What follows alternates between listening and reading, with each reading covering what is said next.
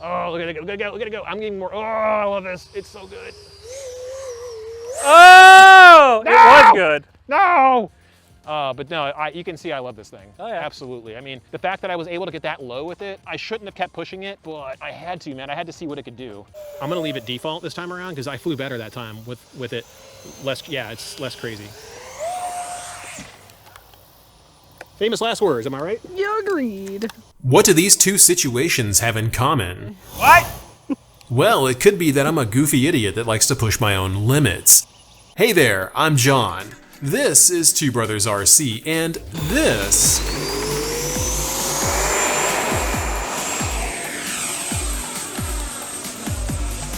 is the Freewing Mirage 80mm. That thing's insane. Forever. You guys pushed me to get a Mirage for years, and Wes at Motion RC wondered when I would finally do it, so here it is. Today's review will go in-depth on the Mirage's landing gear, flight time, agility, fit and finish, and avionics and lighting. Let's start off with the part everybody loves, agility. This jet is agility in its purest sense. I want you to get very familiar with this phrase that you're about to hear. If you stall, just don't stall. Just throttle out of it, am I right? Like, literally, like, we'll just keep going up. Just keep going up. Just keep going up. Like, why even stall? If you stall this plane, you are doing something wrong. I will tell you that right now. Memorize this phrase when you fly this plane, because if you stall, you're doing one of two things. You're not moving the left stick. I don't know what the second thing is, probably some aerodynamic crap that doesn't matter here. What's more important is that the motor in this monster is so overpowered, it's almost criminal to have it in a plane this small. You cannot stall this plane unless you're trying to.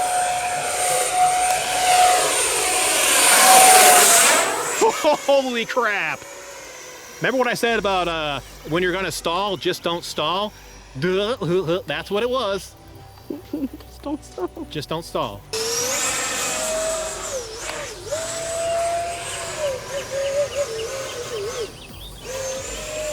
Just don't stall. Just don't stall. If you're gonna stall, just don't stall. That's all you have to do. Literally just throw the throttle and let go of the elevator. It will just go and continue going and just not stop. It's quite impressive. Now I do have a gyro running in this thing because it does help tamp down some of that weirdness that I feel.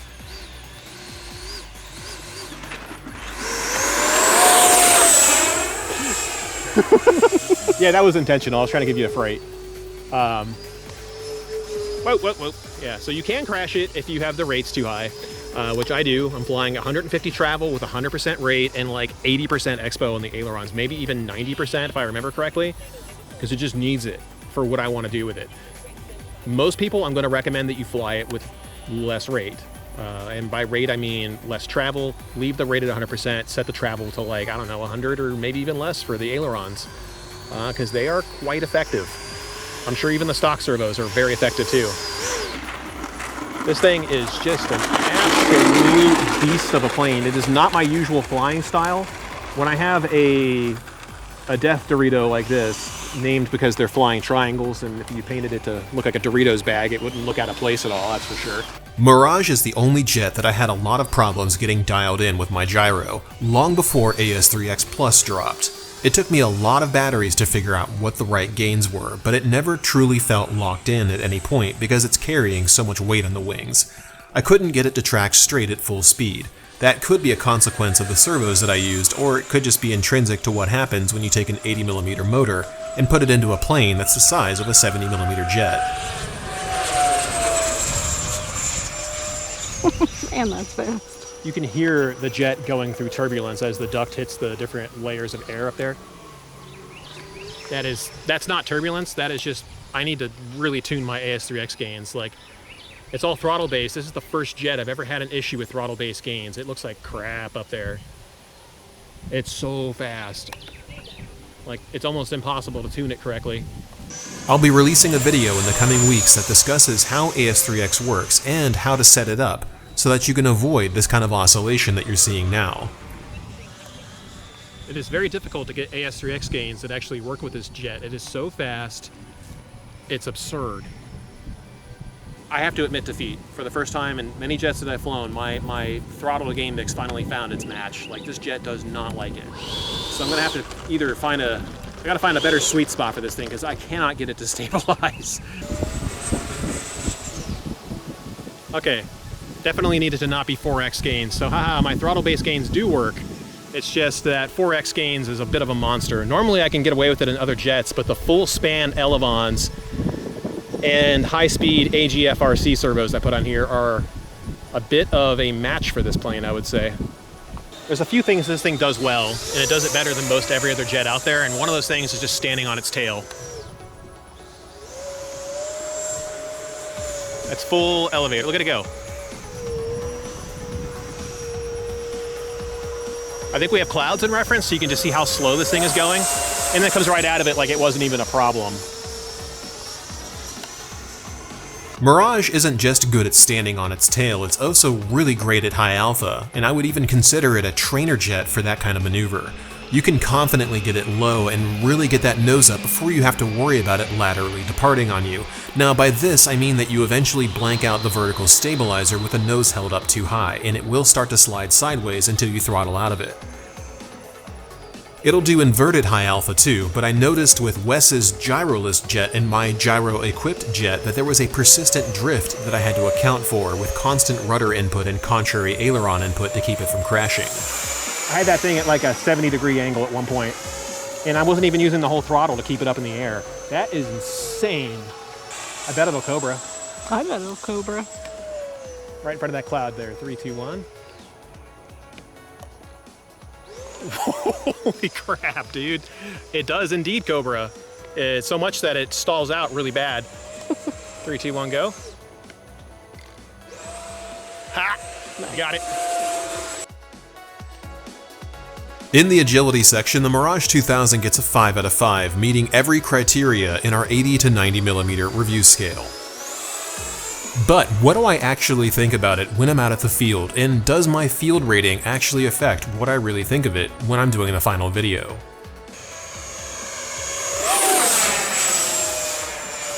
That is awesome.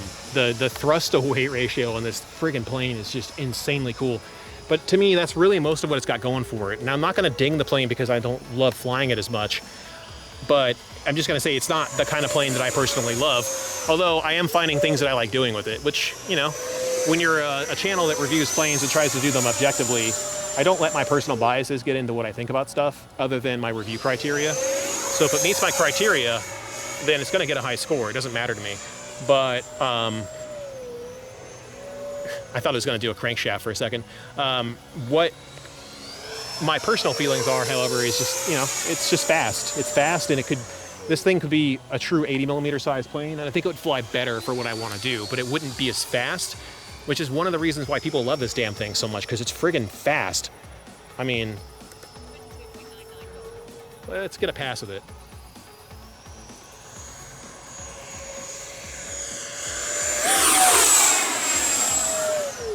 Probably the fastest model jet that I've flown, I think. For those of you who are curious, here's some quick info at the field on the setup that I'm flying. I mean, this is all the travel that's needed to make this thing just go off the chain crazy. Now, where am I? Stupid. You can see the roll authority on this thing. It's absolutely insane. Now let's double check my rates. 75% on aileron, which I do the same for elevator and aileron, so it doesn't feel weird. So it's 75 on both. If you're not flying high expo, then you need to reduce the rates. I'm gonna tell you that right now, because this plane is nigh uncontrollable if you don't. I'm not the best pilot in the world, I'm far from it. A lot of what I do is just practice and patience. Anybody can do what I'm doing. If I can do this, I guarantee every one of you guys watching this can do it too. And I find this thing almost to be anxiety inducing because of the way I set it up for myself. Now, if you want to tamp that down, one of the things you guys can do is, well, first of all, don't put AGF B11 DLS servos into it because that's overkill. But if you want overkill, here's what I'm using for my servo options. The second to last hole on the servo arm connected to the outermost servo, control horn on the elevon there. That is enough to make it mostly respectable. We're almost at 6 minutes. You believe that? 6 minutes on a jet. Can't believe it. 6 minutes on a jet. We're still flying, and we are bringing it in. By the time it lands, it will be at 6 minutes, right about now. 6 minutes. I don't know if you can hear it. I turned her down a little bit. I'll show you guys the screen here in a second as soon as we drop it. We're gonna do that nice dramatic drop the gear at the last second drop. Mirage shocked me with how much time that I could get in the air. This is the only 80 or 90 class jet that reached 6 minutes of flight. Grand total at the end. It's still counting up because we're taxiing back. 6 minutes and 13 seconds of flight time. That is the best jet in terms of flight time we've gotten so far. Of course, this is without pegging the throttle the entire time, but you don't really need to when the thrust-to-weight ratio is this high. Bear in mind that this motor system is very taxing on batteries. I highly recommend running 4000 class packs or better. The 3600 SMC HV packs that I flew were not happy about this motor combo. They came down quite warm, but they didn't puff up. You might be wondering what I'm doing right now. Well, this battery is so hot that I am currently trying to evaporative cool it using our goofy little fan contraption here. This, after that flight I just did just now, this thing is so hot. Yet, this SMC pack is not poofing. Shows that they're built, wow, that hurts. Shows that they're built well. Like, this thing is actually, it's like burning my hand hot. Like, I gotta like hold it gently. But like, it's not poofing. Normally when they get that hot, they swell like crazy, but like this is completely, utterly, like, solidly cased. So I'm gonna say right now, the 3600s fly a little lighter, but the 4400s don't heat up as much, and you can still do Cobras and stuff with them if you want to. Not that that's a true Cobra or anything, but the way it's stalled out. The plane was never designed to do this, but that it does it is why it's so fun. The landing gear on Mirage is pretty standard fare for Freewing. Ostensibly an 80mm jet, it uses the same type of retracts that you commonly find in 70mm aircraft. That means they're noisy and they extend quickly. Nothing like the typical 80 and 90mm retracts, which operate much slower than this. Mirage's quick action gear are a good thing and they allow you to come in for dramatic last-second gear drops. The wheels are stiff, but the suspension system is really nice, with good-sized springs helping mitigate strong impacts. As far as I could see, the gear worked flawlessly and required very little maintenance. Mirage gets a 4 out of 5 here. By the way, here's how you land it so you know what to expect. Yeah, like every other Delta jet, this one is not too much different. You just keep the nose pointed up, give it a high angle of attack as you bring it in, steer it in with rudder as best you can, keep the wings level, keep thrust applied to keep it flying.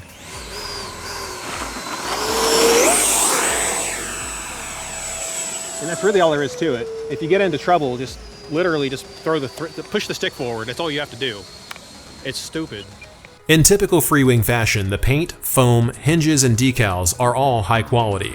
The paint is layered on thick and will not come off easily. This is not a flex plane. The foam is gorgeous. Again, not a flex plane. The hinges are plastic and they don't require gluing them in after you fly once. Again, not a flex plane. It comes with water slide decals that you gotta apply yourself, and those decals adhere pretty well. The fit and finish category, Mirage earns a 5 out of 5. In terms of avionics and lighting, it ships with metal servos, but I'm not the biggest fan of the stock Freewing servos in this size. They're not as precise as I want them to be, nor as fast as I feel they could be for what I like to do, but I doubt the average pilot would notice or care. I'm just splitting hairs here. The servos are more than adequate, and the ESC doesn't overheat even in the punishing North Carolina summer heat. It does not come with a lighting system, which is not cool at this price point, so that's 2 points off, but it does have a pretty good battery tray that allows you to get a neutral center of gravity without any mod work. In terms of avionics and lighting, Mirage gets a 3 out of 5. Recommended CG point was slightly in front of this thing. We are balancing about right here, so a little bit further behind. Overall, Mirage earns a 22 out of 25. It's budget priced as a great entry-level 80mm jet, and it's fast as all hell, and replacement parts aren't expensive either. This is a fantastic airframe for most pilots. I just personally wish it was a little floatier, like a typical Delta wing, which it definitely doesn't feel like to me at all. But that's okay, it's still a great jet, and I'm not going to trash it because I personally want to see more out of it. If you like what you see, consider picking up one from Motion RC. We don't make any money recommending this jet for you guys, and we did have to buy it ourselves. But I thought you deserved to see just how awesome Mirage could be with a setup that allowed it to achieve its full potential. As far as the setup guide goes, it's super basic. It's just an elevon wing type and spectrum with 150 travel, 75% expo, and 100% rate with the AGF-RC B11 DLS servos linked below. Hop on Discord and show us what you can do with your own planes, and let us know what you think in the comments down below. For now, I'm John at Two Brothers, and here's some real-time thoughts I'll leave you with before we go. Thanks for watching. Famous last words, am I right? You agreed. I can believe that we're doing this. We've done it before. All right, so it wasn't my favorite jet to fly. It doesn't mean I wanted to crash it, but I don't think I'm going to repair it. I want to see if it'll fly like this. So let's go throw it in the grass over here.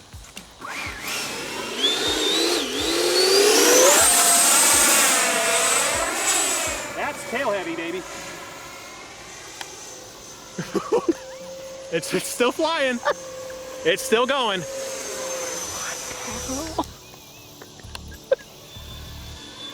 That is an abomination.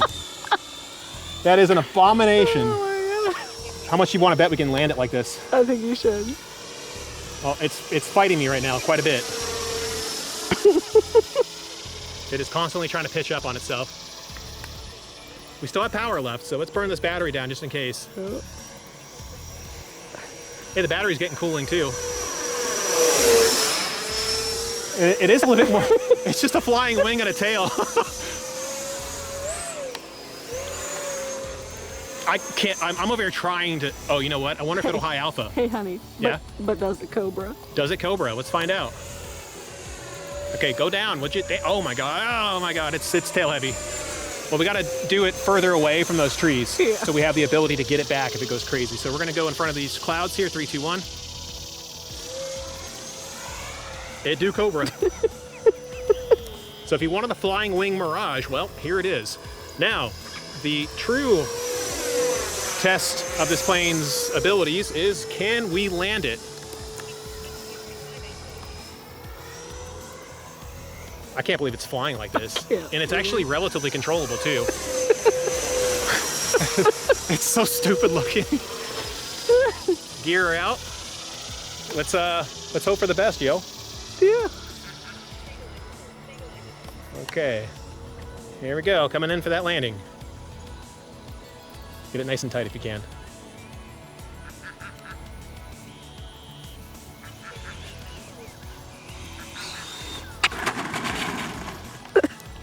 Success. It worked. Pretty awesome, huh, Victor? And I still kept the battery too. Oh my goodness. How much power do we have left? You know, yeah, it's pretty much dead. Okay, so lessons learned. Don't do inverted high alpha with this plane unless you're willing to deal with the consequences of of this. And it flew. It actually flew relatively well. It did become obviously tail heavier. There's a couple points where it would just pitch up violently on me, and I had to exercise some stick control to keep it down. Also, I would not be surprised if the gyro was a little off, because I think the receiver got knocked loose, but this is like what me and Kieran tried doing. We thought that when his F5 crashed that it would possibly be able to fly. Nah, it wasn't flying after that. What do you think? World's first Mirage? Absolutely insane.